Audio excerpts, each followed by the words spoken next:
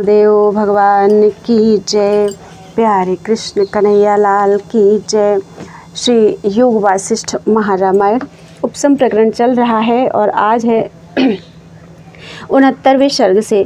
श्री वशिष्ठ जी बोले, हे राम जी, संकल्प से ही जगत उपजा है। अज्ञान से आपको शरीर जानता है और अपने संकल्प को उपजा के अपना स्वरूप जानता है।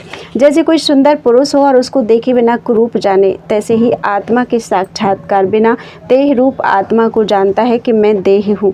ज्यों ज्यों आत्मा का प्रमाद होता है त्यों त्यों देह में अधिक अभिमान होता है। जैसे ज्यों ज्यों मद्यपान करता है त्यों त्यों उन्मत्त होता है। हे राम जी, यह नाना प्रकार का दृश्य अज्ञान से भासता है। जैसे सूर्य की किरणों से मरुस्थल में जल भासता है, तैसे ही असम्यक ज्ञान से आत्मा में जगत भासता है।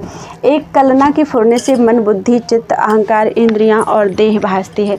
एक फुरने की ही इतनी संज्ञा है। जैसे एक जल की अनेक संज्ञा होती है, तैसे ही एक फुरने की अनेक संज्ञा हुई है। जो चित्त है सो अहंकार है, जो अहंकार है वही मन है, और जो मन है वही बुद्धि है। इसमें कुछ भेद नहीं है। जैसे बर्फ और शुक्लता और शीतलता में कुछ भेद नहीं, तैसे ही मन, बुद्धि आदि में कुछ भेद नहीं। एक के नाश हुए दोनों का नाश हो जाता है। इससे मन में जो कुछ कलना है उसका त्याग कर मोक्ष की इच्छा का भी त्याग करो और बंधन वृत्ति का भी त्याग करो। हे राम जी, वैराग्य और विवेक का अभ्यास करके मन को निर्मल करो। जब मन निर्मल होगा तब मन का मन भाव नष्ट हो जाएगा। जब यह फुरना फुरता है कि मैं मुक्त होऊं, तब भी मन जग जाता है और मन के जागे से मनन भी हो आता है। जब मनन हुआ तब अपने साथ शरीर भी भास आता है, अनेक दुख भी भास आते हैं। हे राम जी, आत्म तत्व सबसे अतीत है और सर्वरूप भी वही है। तब कौन बंध है और कौन मुक्त है? जब मन का मनन निवृत्त हुआ तब ना कोई बंध है और ना कोई मुक्त है। आत्मा सर्व क्रिया से अतीत है। क्रिया भी इस प्रकार होती है जैसे वायु के हिलने से वृक्ष के पत्र और फूल हिलते हैं, तैसे ही प्राणों के फुरने से हाथ, पांव आदि इंद्रियां चेष्टा करती हैं। हे राम जी, चैतन्य शक्ति सर्वव्यापी, सूक्ष्म और अचल है। वह ना आप ही चलती है और ना किसी की प्रेरी हुई चलती है। सदा स्थित रूप है। जैसे मेरु पर्वत ना आप ही चलता है और ना वायु से चलाया चलता है। हे राम जी, जितने पदार्थ भासते हैं सो सब आत्मरूपी दर्पण में प्रतिबिंबित भासते हैं। जैसे सर्व पदार्थों को दीपक प्रकाशता है, तैसे ही सर्व पदार्थों को आत्मा प्रकाश करता है। सब पदार्थों में एक आत्मा अनुस्यूत प्रकाशता है और अहम त्वम आदि कलना से रहित है। जहाँ अहम त्वम आदि कलना नहीं फुरती वहाँ सुख दुख भी नहीं फुरता। जैसे वृक्षों और पहाड़ों से अहम त्वम शब्द नहीं फुरता, तैसे ही आत्मा में भी नहीं फुरते। इससे ज्ञानवान में कर्तृत्व भोक्तृत्व नहीं फुरते। हे राम जी, आत्मा निरहंकार और निराकार, उसमें कर्तृत्व भोक्तृत्व कैसे होवे? आत्मा में कर्तृत्व भोक्तृत्व अज्ञान से भासता है, जैसे मरुस्थल में जल भासता है। हे राम जी, अज्ञान रूप मदिरा पान करके मन रूप मृग मत्त हुआ है, जिससे वह सत असत का विचार नहीं कर सकता। जैसे मृग तृष्णा की नदी असत ही सत भासती है और मृग उसको सत जानकर पान करने के निमित्त दौड़ता है, तैसे ही यह जीव अरूप संसार को रूप जानकर दौड़ता है। जब आत्मसत्ता का सम्यक बोध होता है तब यह अविद्या नष्ट हो जाती है। जैसे ब्राह्मणों के मध्य चांडाली आन बैठे और जब ब्राह्मण उसको पहचाने कि यह चांडाली है तो वह छिप जाती है, तैसे ही जब अविद्या को जाना तब वह नष्ट हो जाती है। हे राम जी, जब अविद्या को ज्यों की त्यों जाना तब अविद्या रूपी जगत मन को नहीं खींच सकता। जैसे मृग तृष्णा की नदी को जब जाना तब तृषि हो तो भी मन को वही जल नहीं खींच सकता। हे राम जी, जब परमार्थ सत्ता का बोध होता है तब मूल से वासना नष्ट हो जाती है। जैसे सूर्य के उदय से अंधकार नष्ट हो जाता है, तैसे ही आत्मज्ञान से अविद्या वासना सहित नष्ट हो जाती है। हे राम जी, अविद्या अविचार से सिद्ध है। जब शतशास्त्रों की युक्ति से विचार प्राप्त होता है तब अविद्या नष्ट हो जाती है। जैसे बर्फ का कण का धूप से गल कर जलमय हो जाता है, तैसे ही विचार से अज्ञान नष्ट हो जाता है। हे राम जी, देह जड़ है और आत्मा सदा चेतन रूप है। फिर जड़ देह के निमित्त भोगों की वांछा करनी बड़ी मूर्खता है। जो ज्ञानवान पुरुष हैं वे इस बंधन को तोड़ डालते हैं। हे राम जी, आशा रूपी फांसी को हृदय से काटो जब आशा रूपी आवरण दूर होगा तब पूर्णमासी के चंद्रमावत हृदय शीतल हो जाएगा। तैसे ही यह पुरुष भी 3 तापों से मुक्त शीतल हो जाता है। जैसे पर्वत में अग्नि लगे और उसके ऊपर जल की बहुत वर्षा हो, वह तप्तता से मुक्त हो शांतिमान होता है। हे राम जी, जैसे केसरी सिंह पिंजरे को तोड़कर निकलता है, तैसे ही ज्ञानवान पुरुष भोग वासना के बंधन को तोड़ डालता है। हे राम जी, जैसे रंक को त्रिलोकी का राज्य मिलने से वह आनंद को प्राप्त हो, तैसे ही ज्ञानवान को आत्मा के साक्षात्कार हुए आनंद प्राप्त होता है और वह परम निर्मल लक्ष्मी से शोभता है। जब हृदय से आशा रूपी मैल जाता है, तब जैसे शरतकाल का आकाश निर्मल शोभता है, तैसे ही वह शोभता है। हे राम जी, ज्ञानवान पुरुष अपने आप में नहीं समाता, जैसे महाकल्प का समुद्र नहीं समाता और जैसे मेघ जल को त्याग कर मौन हो जाता है, तैसे ही ज्ञानवान आशा को त्याग कर आत्म मौन हो जाता है।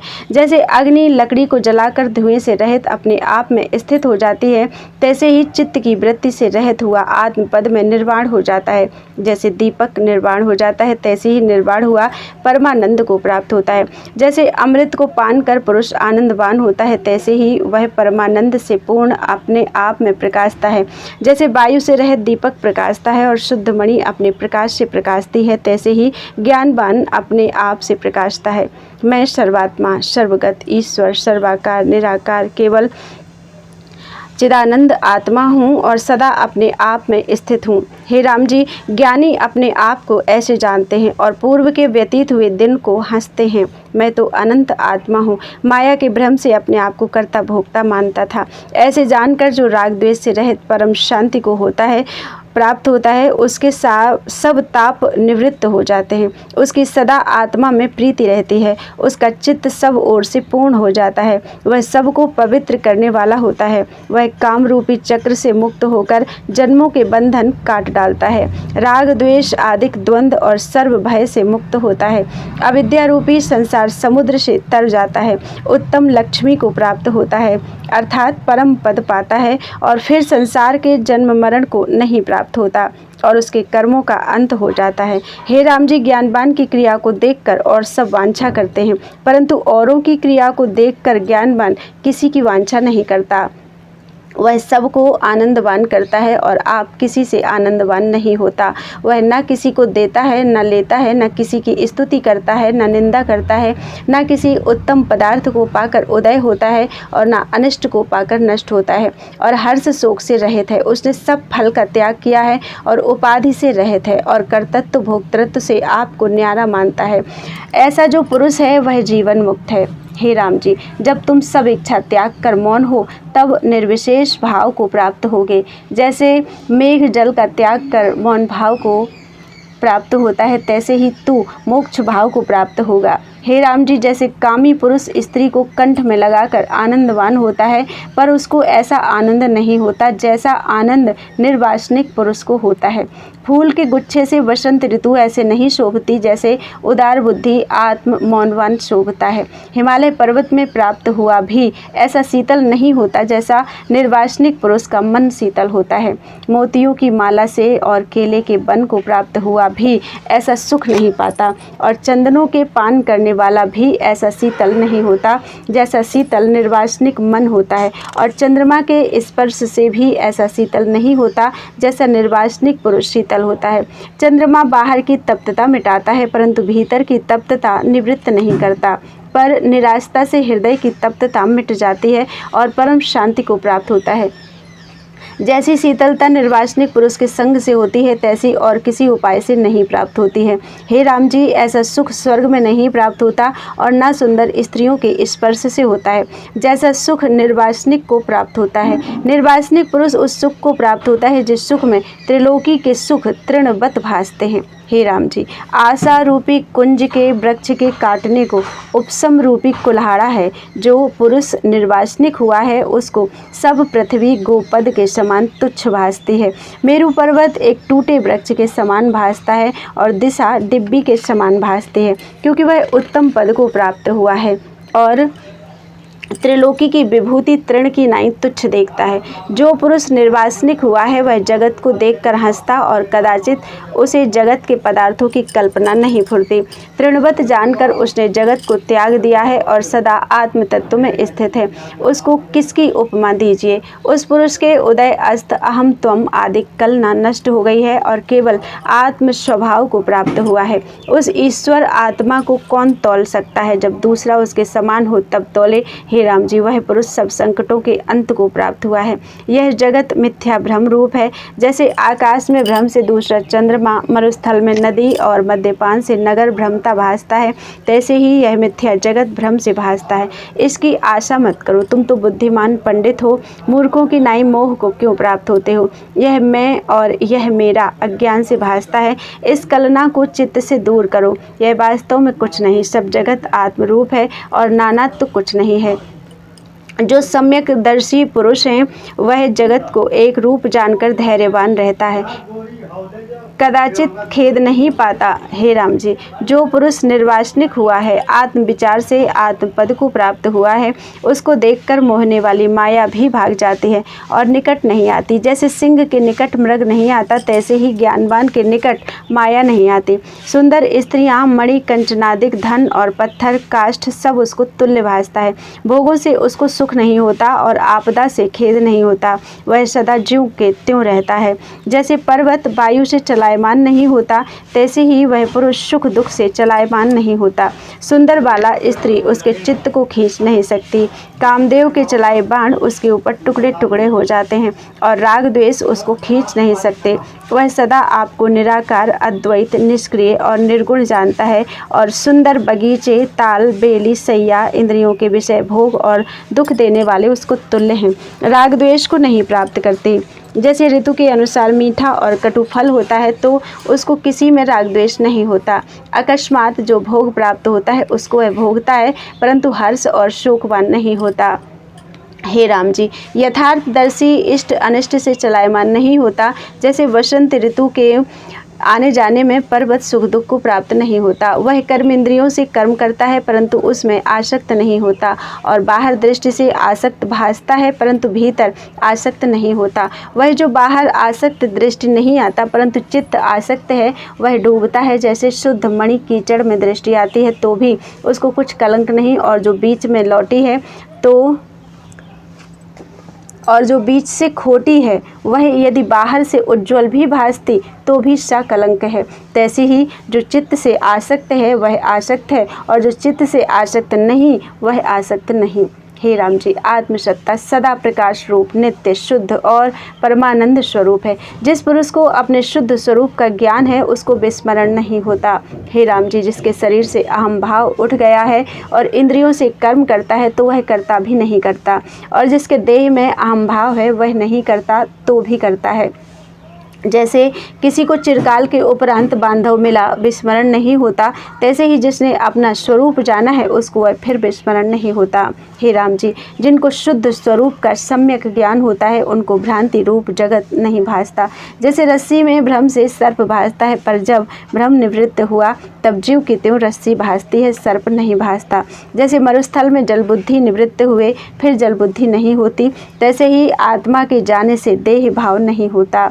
जैसे पहाड़ से नदी उतरती है सो फिर पहाड़ पर नहीं चढ़ती, और सुवर्ण का खोट अग्नि से जला हुआ चाहे कीचड़ में डालिए फिर खोटा नहीं होता। तैसे ही जब हृदय की चित्त ग्रंथि टूटी तब गुणों के व्यवहार में गांठ नहीं पड़ती, अर्थात बंधायमान नहीं होता। जैसे वृक्ष से टूटा फल फिर नहीं लगता, तैसे ही जिसका देहाभिमान टूटा है उसको फिर अभिमान नहीं होता।